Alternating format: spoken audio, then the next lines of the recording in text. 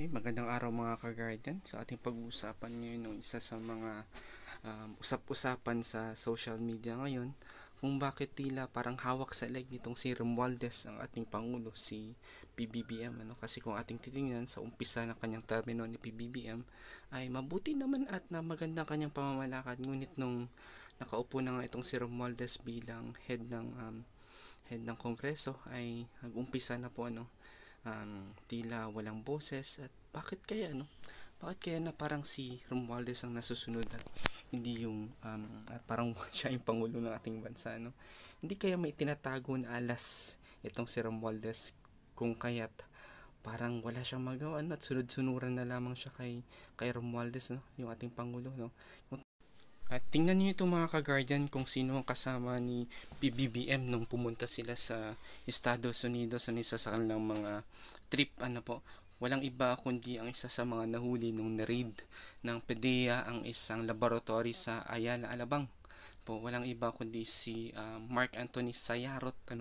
Bakit kasama niya itong diba?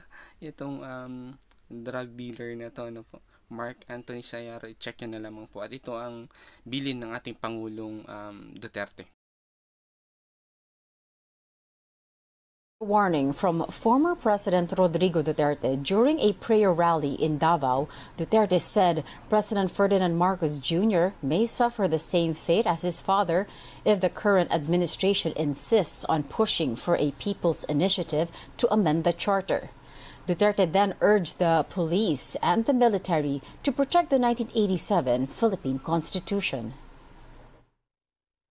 Pag pinilit mo ito, lalabas ka ng Malacanang kagaya noong panahon na pinalayas kayo.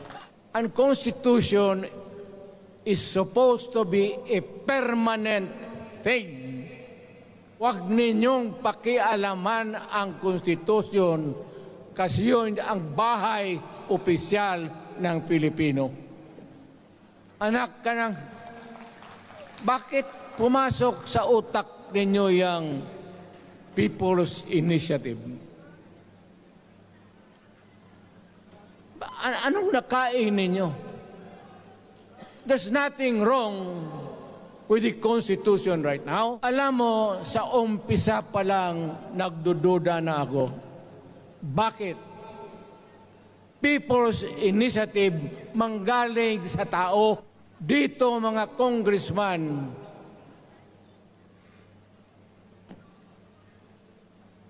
alam ninyo,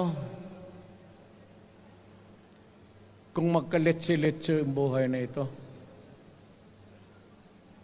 sabihin ko sa military, sirahan ninyo yung Congress.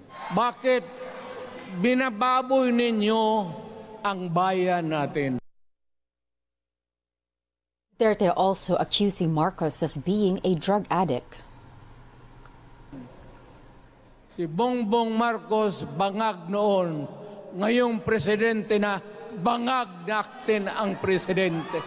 May drug addict tayo na presidente.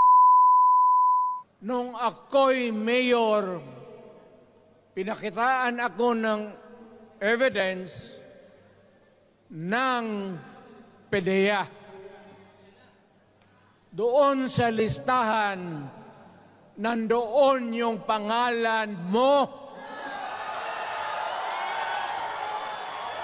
Ayaw kong sabihin yan kasi magkaibigan tayo. Kung hindi magkaibigan, magkakilala. Ikaw pumapasok kayo ng alanganin. Mr. President, baka susunod ka sa dinaanan ng tatay mo. Diyan ako takot. Ayaw ko mangyari sa iyo yan.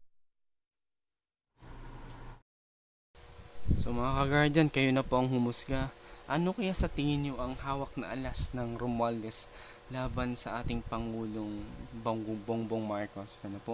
Nawawag naman sana na hindi ito yung sabi-sabi na gumagamit ng droga yung ating mahal na Pangulo po. Dahil kung tutuman po ito ay nakawawa ang ating bansang Pilipinas.